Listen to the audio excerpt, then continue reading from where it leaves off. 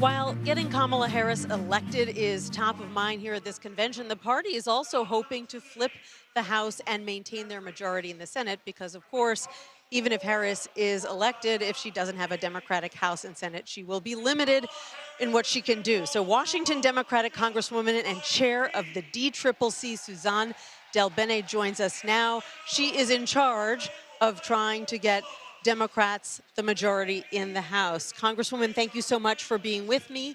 You need to net 4 more seats in the House to flip control. How is the outlook now, 1 month into the Harris nomination? Well, we've had a great outlook this entire Congress, this entire cycle. We have incumbents who are strong running for reelection, and we have 30 candidates across the country. We call them our red to blue candidates who are looking to either keep open seats or flip districts that are currently red blue. They are running strong campaigns. They're independent thinkers. They're results oriented.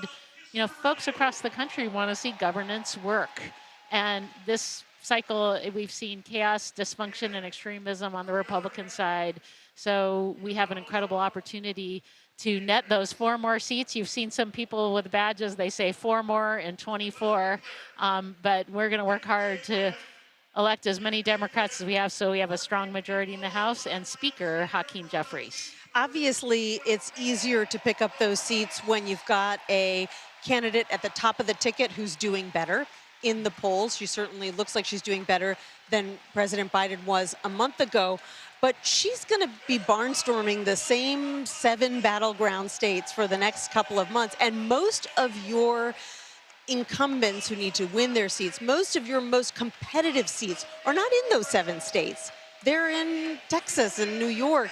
How do they benefit from this surge in enthusiasm for Harris when she's not going to be visiting those states? Well, we in the House have a big map that's all across the country. We have over 60 races on our map. 31 frontliners, folks who are running for re-election in targeted districts, and 30 red to blue candidates looking to flip districts across the country. But they're in New York and California, to your point. They're also in Michigan and Arizona and Pennsylvania, states that will also be important presidential states. So we have folks running in Iowa and Nebraska and Alabama. So we have opportunities in red states and blue states, in purple states. But really what's most important in our races is having strong candidates. They are running their unique races in these districts across the country. And remember, they're pieces of states in many cases, unless you're Mary Peltola in Alaska, where you have a whole state as a House member. But because they're running, they have unique issues. They're talking about the issues in their communities. And that's really where the focus is on the House, having authentic candidates who are standing up for their districts and being an independent voice. So they're going to run their campaigns. You're going to see others support them. But our job at the DCCC is to make sure we get their message out, because when we do, we win.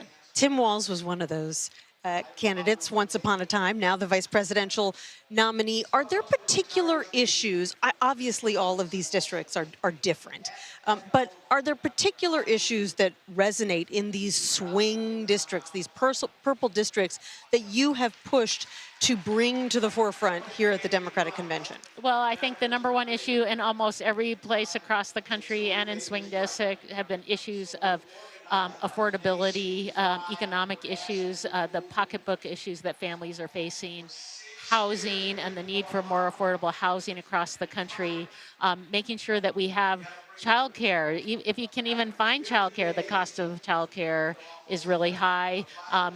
We've been Republicans want to put in place tax cuts for the wealthy and well-connected. We want a tax system that helps strengthen and grow the middle class. So those are the issues we've been talking about.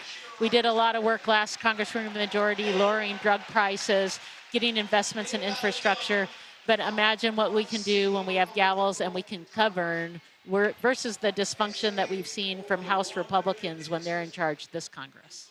Speaking of the economy, on the stage right now here at the convention, a Teamsters Union official. Let's take a listen to a little bit of what he has to say, and he's obviously surrounded by other members. 61,000 from Michigan. As president, I know Kamala Harris will have our backs. She will fight for our retirement, Social Security, and Medicare. Beverly passed away in 2019, but I kept my promise, because a promise is a promise is a promise. Thank you.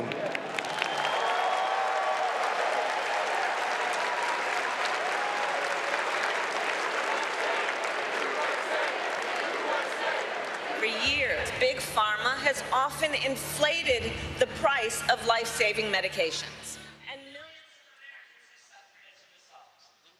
Union support obviously was a big focus yesterday up on that stage, and apparently it is today as well. Well, this is about working families. We know that making sure that we're supporting workers across the country, making sure that they're getting fair wages, making sure that we have an economy that is working for everyone in our country is a huge priority for Democrats. And it's a huge priority for our brothers and sisters in labor who are working hard to make sure we have an economy that is working for everyone and working hard to build the middle class. So that's what's so important. We're going to stand up for their rights to make sure they have fair wages and make sure we have working conditions and opportunities for everyone in our country. That's what matters to people, right? We're talking about the kitchen table issues, retirement security, Social Security, Medicare that you just heard about. Those are things we're fighting for. If you look in Project 2025, it's tax cuts for the wealthy and well-connected, cutting Social Security and Medicare, and there's no support for families or workers. This is really about taking care of Donald Trump and Donald Trump's friends. Congresswoman Suzan DelBene of Washington State also working to get Democrats reelected and potentially the majority. Thanks so much for talking with me this evening. I really appreciate it. Hey, thank you.